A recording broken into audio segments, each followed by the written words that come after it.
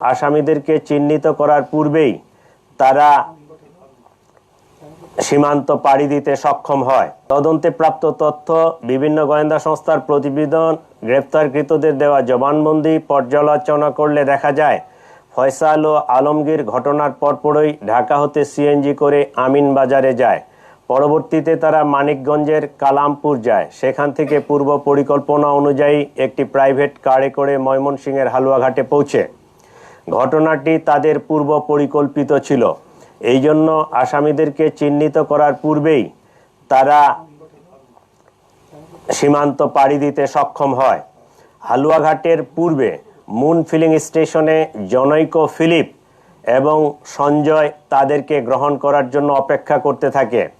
Philip তাকে সীমান্ত পার করে ভারতের মেঘালয় রাজ্যে জনৈক পুত্তির নিকট হস্তান্তর করে।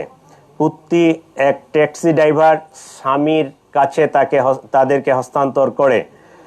স্বামী মেঘালয় রাজ্যের তুরা নামক একটি শহর আছে, সেই শহরে তাদেরকে পৌঁছে দেয়। আমরা ইনফরমাল চ্যানেলে মেঘালয় পুলিশের সাথে যোগাযোগ করে যেটি জানতে পেরেছি, তারা ইতোমধ্যে পুত্তি ও স্বামীকে গ্রেফতার করেছে।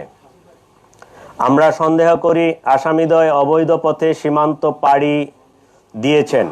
এই ঘটনার সাথে বিভিন্নভাবে জড়িত থাকার কথা স্বীকার করে গ্রেপ্তারকৃতদের মধ্যে 6 জন স্বীকারোক্তিমূলক জবানবন্দি প্রদান করেছেন।